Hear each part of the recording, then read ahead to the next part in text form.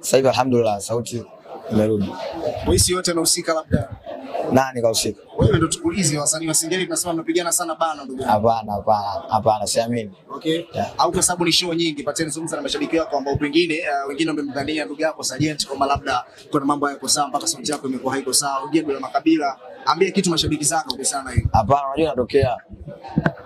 Kuna wengine unajua waimbaji lakini sauti inakauka, kwa hiyo nadhani tu ni hali nikuta na imepita. Namshukuru Mungu sasa hivi naendelea vizuri na naimba fresh kwa sababu siku ambayo sote tumekauka, kesho yake palikuwa na show nikaimba fresh. Okay. Yeah, kwa hiyo nadhani ilitokea. Ili mtu akupate sasa hivi pateni aweke mia ngapi unapanda kwenye stage yake?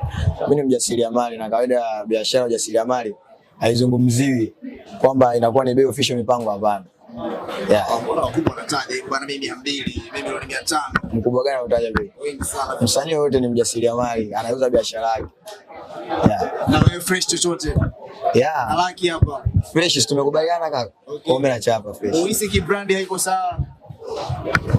Ndio maana ukanifuata mezani tukazungumza. Okay. Kwa hiyo mimi nimeridhia na wewe umeridhia, kwa hiyo tumeenda sawa na brand yangu. Okay. Yeah. Na tulisikia siku ile kwenye show umesema mganga wao fundi. Wewe unategemea kwamba wasanii wenzako wa Singeli wanakuloga kwa sasa hivi? Hamna, unajua uko kwenye vibe unaweza kuongea kitu chochote kile.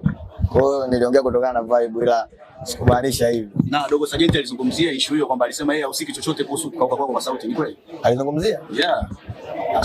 Ukiangalia Instagram yake. Okay. Una experience kipi cha tofauti kwenye maisha ya ustaa hivi sasa, ikiwa ni maisha ambayo kila msanii anatamani ambaye anaground sasa? Ni magumu lakini pia nimepesa kwa sababu ukiwa nyuma ujue unapanga tu Jumapili naachia nyimbo, unaweza kaamka tu asubuhi unaachia nyimbo, ila mbali na kuimba kuna vitu msanii unabidi ufanye ili uendelee ku maintain game, au sio bwana? Kwa hiyo kuna vitu vingi sana ukiwa kwenye nafasi kama hiyo, japo sijafikia, japo naona mablaza anafanya.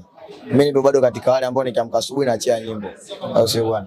Ila naona watu wengi unaweza kaona nyimbo moja afa nakwambia hii nimetumia 1B, wewe unaogopa unabisha ujue, ila kwanza kukalculate yale mahesabu unasema mbona ndogo.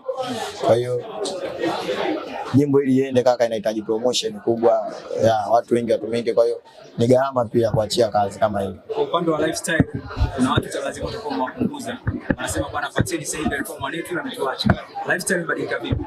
Hapana, inategemea ujue, ukishakuwa katika hali kama hiyo unapata marafiki wapya na pia yani kuna wale washikaji ambao walikuwa sawa nao wanakuwa nao, hasa wale ambao walikuwa nao kitambo unakuta unapotezana nao kwa sababu ya ubizi, au sio bwana?